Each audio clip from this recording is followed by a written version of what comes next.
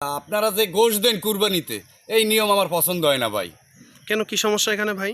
আপনি প্রত্যেকটা লোক দেখবেন সারাদিন গোশ টোকায়, হ্যাঁ। তারা নিয়ে বিক্রি করে। আপনি কি বিক্রি করতে গোশ দেন?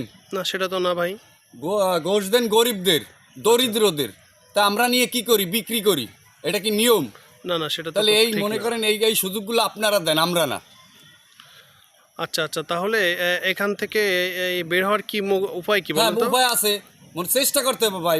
বেরোনোর উপায় সব জায়গায় সব ক্ষেত্রেই থাকে, কিন্তু বাইরানোর সিস্টেম নিজের জানা থাকতে হবে। আচ্ছা, তাহলে একটু বলেন দেখি শুনি। মনে করেন প্রত্যেকটা লোকে নিজের ওয়ার্ডে গোষ্ঠ হবে, বাইরে যাইতে পারবে না, আচ্ছা আর ব্যবসাও করতে পারবে না।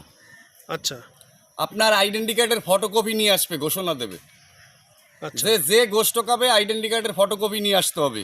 তাহলে আপনার ওয়ার্ডের লোক আপনার ওয়ার্ডেই গোষ্ঠ কাবে, বাইরে আর যাইতে পারবে না, এই নিয়ম যদি করেন। আর গোশ বিক্রিও করতে পারবে না।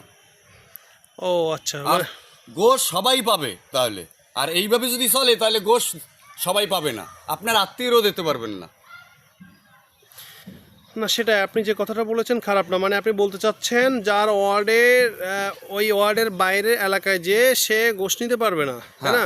এবং প্রমাণস্বরূপ আইডি কার্ডের ফটোকপি বা আইডি কার্ড নিয়ে যেতে হবে। হ্যাঁ, আচ্ছা আচ্ছা। যেহেতু আপনার কাছের লোকেরই তো আপনি দিতে পারতেছেন না। আপনি দেখেন গোশ দিতে দিতে এমন একটা পর্যায়ে পৌঁছায়, আপনার পাশের লোকেরা দেবেন, আপনার আত্মীয় দেবেন, তারই গোশ থাকে না।